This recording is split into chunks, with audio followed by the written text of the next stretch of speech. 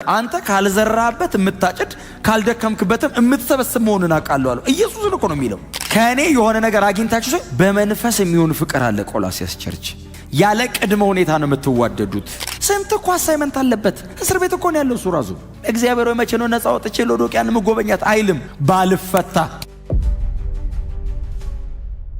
ሊጸልዩ ተንበርክከው ጌታዊ ገንዘብ ገንዘብም አለ አይጸልዩ እንትን አርጋ እንትኑም ሁሉም አለ። ኢየሱስ ምን ያደርጋል አሉ።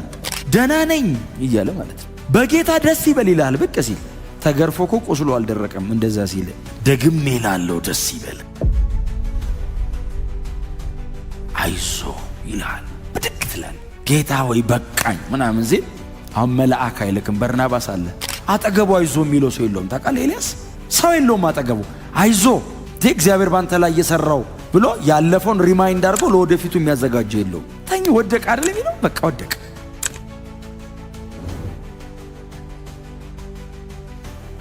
ግዙፍ ነው ጴጥሮስ ባይዘው። አሁን እኛ በየወንጌላቱ ላይ ስሙን እየጠቀሰን ውሃ ላይ ተራምዶ ሰመጠ ምናምን የምንለው አይነት ሰውዬ እንዳይመስላችሁ። ጴጥሮስ ከሐዋርያ ሥራ በኋላ የመጀመሪያቱ የቤተ ክርስቲያን ተካይ ነው። ቸርች መሬት ላይ ኤግዚስት ስታደርግ ያደረገችው በጴጥሮስ ስብከት ነው። የመጀመሪያው ቤተ ክርስቲያን የተተከለው በዚህ ሰውዬ ስብከት ነው። ጌታ ኢየሱስ ቁልፍ ሰጥቻለሁ፣ ምድር የዘጋውን ሰማይ ዘጋዋለሁ አለው። ምድር የከፈትከውን ሰማይ ነው የምከፍትልህ አለው። እንደዚህ አይነት በጌታ በኢየሱስ ክርስቶስ ኦቶራይዝድ የተደረገ ነው። እጅግ ሲኒየር ነው። የበጉ ሐዋርያ ነው። የአይን ምስክር ነው። ይሄንን የሚያክል ግዙፍ ሰውዬ ግብዞ ነው አገኘው ጳውሎስ። ግብዞ ነው ሲያገኘው ምን ማድረግ ይቻላል እንግዲህ ብሎ አላለፈውም። በሁሉ ፊት ነው የሚለው ግብዞ ነህ አለው። ታዲያ ሲል ሞት ነው የሚገባህ አለው። ኢየሱስ መስቀል ላይ ሞቶ ያፈረሰውን አንተ ቆመ ተገነባዋለህ አለው። መሞት ነው ያለብህ አለው። ጴጥሮስ እኮ ማለት ጥላው ጨርቁ እየተፈለገ የሚፈውስ ሰውዬ እኮ ነው።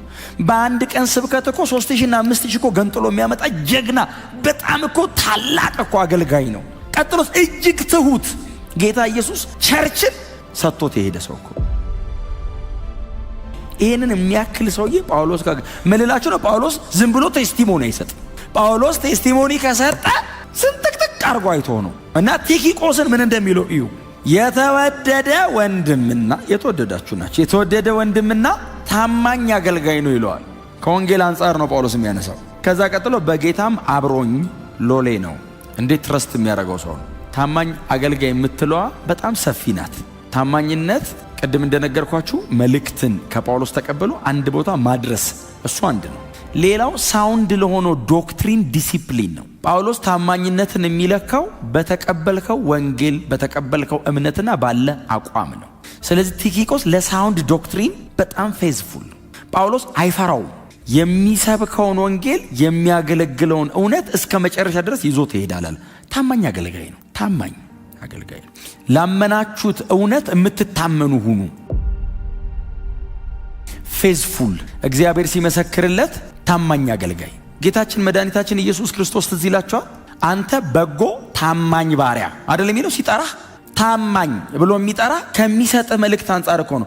ከፀሐይ መውጫ እስከ መጥለቂያ ይሄንን የዘላለም ሕይወት ወንጌል ነው በእጃችን የሰጠን። ስለዚህ መጨረሻ ላይ የሚጠይቀኝም የሚሸልመኝም ከሰጠኝ ነገር አንጻር ነው። ስለዚህ አትርፈውበት 5 የነበረው 10 አድርጎ 3 የነበረው 6 አድርጎ ጠበቀው። በጎና ታማኝ ያላቸው ያልሰጣቸውን አይደለም የሰጣቸውን ነው። ያኛውስ አገልጋይ አንድ የተሰጠው 2 አድርጎ መጠበቅ ሲገባው ቀበረው እና ተመልሶ ሲመጣ ምንድነው ያለው? አንተ ካልዘራበት የምታጭድ ካልደከምክበትም የምትሰበስብ መሆኑን አውቃለሁ አለው። ኢየሱስን እኮ ነው የሚለው። ታዲያ እንዲህ መሆኔን ካወክ ለምን አላተረፍክበትም? ኢየሱስ እኮ አይደለም ግን ካልዘራበት የምታጭድነ ካልከኝ እኮ ሰርተ ነበር መጠበቅ የነበረብህ አለው። እነዛ ያተረፉትንና በታማኝነት የተገኙትን በጎ ታማኝ ባሪያ ወደ ጌታ ደስታ ገባል። ያኛውንስ በጣም ከባድ ነው ባይዘው። እዚህ ማን በርግጥ ጌታ ኢየሱስ ስላለው ብሎም ችግር የለውም። አንተ ክፉ አይደል ያለው። ቀጥሎ ሐኬተኛ ባሪያ ይወስዱሃል አለው። ታማኝነት በጣም መሰረታዊ ነገር ነው በእግዚአብሔር መንግስት። ጳውሎስ ታማኝ አገልጋይ ነው ሲል እንደ ቀልድ እንዳታዩት። ታማኝነቱ ወደ ጎን ብቻ ሳይሆን ወደ ላይም ነው። ለተቀበለው ወንጌል ለዚህ የእውነት ቃል ታማኝ ነው። የሰጠነውን ዶክትሪን አያዛንፈውም ማለት የክርስቶስ ኢየሱስን አስተምህሮ ከኛ የሰማውን እውነት እስከ መጨረሻ ይዞ ጠብቆ ሊሄድ እንደሚችል አውቃለሁ። ታማኝ የተወደደ ወንድም ነው አለው።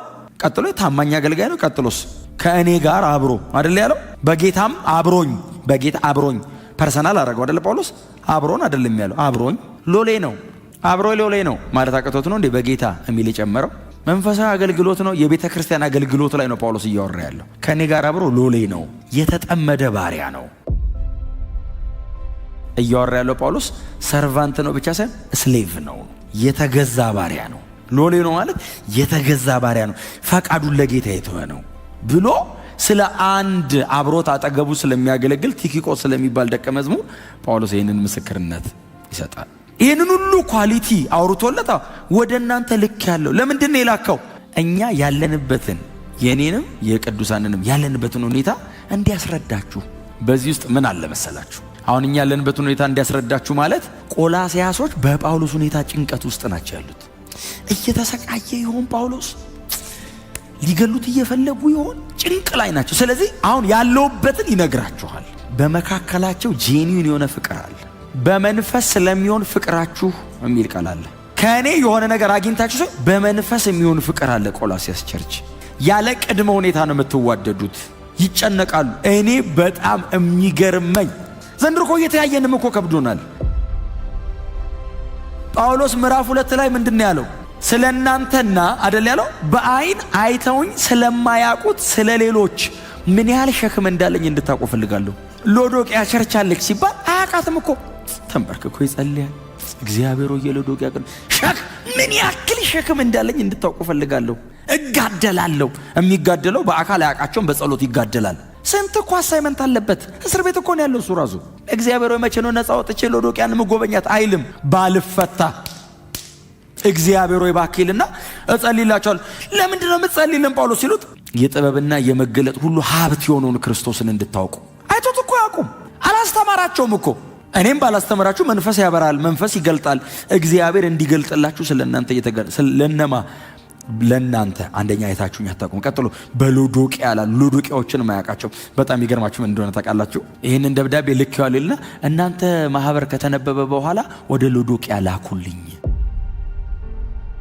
በሎዶቅያ ይነበብልና ለሎዶቅያ የተላከውን ደብዳቤ ደግሞ እናንተ ወሰዱና አንብቡት ይላል። ለሎዶቅያ ምን እንደጻፈ አላውቅም። ጳውሎስ ደብዳቤዎች ውስጥ ለሎዶቅያ የሚል የለም።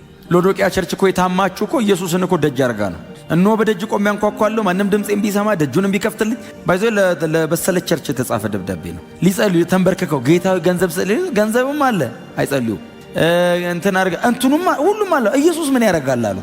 ደጅ ቆሞ ያንኳኳል። ታውቃል? ባለቤቱ ደጅ ቆሞ ተጠርቶ የገቡ ውስጥ ሆኖ ማለት ነው። ታውቃላችሁ አይደል? እዚህ ቤት ኢየሱስ እንግዳ አይደለም፣ ባለቤት ነው፣ መስራች። በደሙ ነው የመሰረተው። እኛንን እንግዳ ተጠርተን የመጣ ነው እኛንን። እሱማ በደሙ ነው የመሰረተው፣ ባለቤት እሱ ነው። እንደ ሁላችንም ከደጅን የገባ ነው። በድንገት ይመጣል የሚል እኮ ጥቅስ ያለው እኮ ብሉይ ኪዳን ላይ ነው። አዲስ ኪዳን ቤቴ ነው ያለው። ባይዘ እየገረፈ እኮ ነው ያስወጣው። ቤታችን ነው ሲል የእናንተ አይደለም እንደ እኔ ነው ባለቤት ሆነ ያስወጣል አለው። አስወጣ። የሎዶቅያ ቸርች ደጅ አርገው በየራሳቸው ጉዳይ ድምፄን የሚሰማ ካል አንድ ሰው ከሰማኝ አንተ አሁን ውስጥ የሆነ ነገር አሁን እየተተረማመሰ ብታንኳኳ ማን ይሰማሃል? አልሰማሉኝ ብለህ ተመለሰህ ትሄዳለህ። ጌታስ እስከ መጨረሻ ቆሞ አልሰማ ሲሉት በዮሐንስ በኩል እስቲ አንተን ከሰሙ ብሎ እስቲ ጻፋሉ። ለብ ብለሃል ምናምን የሚለው ማለት 20 ዓመት ታስሯል። ታውቃላችሁ ጳውሎስ 35 ዓመት ነው በጌታ ቤት የሆነው። ከ35ቱ 20ውን ታስሯል። 15ቱን ነው እየተጋበዘ ባይዘው ያገለገለው። ይሄ ሰው 35ቱንም ተጋብዞ ቢያገለግል ምን ሊያረገን ነበር? አፍሪካ ብሎ ሳውዝ አፍሪካ ድረስ ይመጣ ነበር። በ15 ዓመቱ አሌክሳንድሪያ ድረስ ከመጣ የተቀረውንም ቢያገለግል ባይዘው እዛ አንታርክቲካ ምናምን ድረስ ይሄድ ነበር። እና 15 ዓመት አካባቢ የወሰደበት የሮም እስር ቤት። ስለዚህ የሮም የእስር ቤት ጠባቂ ምናምን በሙሉ ያውቀዋል። ጳውሎስ ዝነኛ ነው። ደግሞ መጣ። ሲወጣ መቼ ነው የምትመጣው? እንፍታ ሲሉት አልፈታ የሚል የለ። አልፈታም እኮ ይላል። እስር ቤቱን ወዶት አይደለም። በእርግጥ ያው እዛ እስር ቤት ውስጥ ደህንነት ተምሮ ያልተጠመቁ ስለሚኖሩ አጥምቄ እወጣለሁ እያለ እንፍታ ይሉታል። ብዙ ጊዜ ያው እንትኖቹ ይወዱታል ሲያዩት። በጣም ኢሉኬንት ነው። በጣም ኦራተር ነው። ካሪዝማቲክ ነው። በጣም ማይቲ ነው። ደግሞ በጣም ጥበበኛ ነው። እና ነገስታቶቹ ሴት ባይዘ አይችሉም። ልባቸው ነው ትርክክ የሚለው። በቃ እንፍታ ይሉታል። አይ እሱ እንኳን ይቅርብኝ፣ ግን እንደኔ ሁን። ጌታን አስቀብሎ እስር ቤት ነው የሚሄደው። ፓላሳቸው አያጓጓውም። ኢንካውንተሩ ሲሪየስ ነው። ኢየሱስን የምር ያውቀዋል። የዘላለም ሕይወት በእርግጥ ገብቶታል። እግዚአብሔር ይታደገን። በእውነት ነው የምላችሁ። ወንጌል ገብቶት ሌላ ነገር የሚያምረው ሰው በጣም አስጨናቂ ነው። ሃው ሲሪየስ አይደል? እንዴት ነው የነካው? ምኑ ድረስ ነው የገባው? ደርምሶት ሰው እንዲህ ሚስ አያረግም እኮ። ሚስ ኦፖርቹኒቲ ምናምን ሲያገኝ ለወንጌል ገልብጦ ይጠቀመዋል። ክብር ለኢየሱስ ይሁን። ስለዚህ ብቅ ሲል ነው የሚያገኙት እና አስቡት እንግዲህ ያለውበትን አስረዷቸው ብሎ ደህና ነኝ እያለ ማለት ነው። በጌታ ደስ ይበል ይላል። ብቅ ሲል ተገርፎ እኮ ቁስሉ አልደረቀም። እንደዛ ሲል ደግሜ እላለሁ ደስ ይበል ምን ይላል? ይሄን ነው ይነግሯቸዋል። መተው ያለውበትን ሁኔታ እንዳያስቡ እኮ ነው።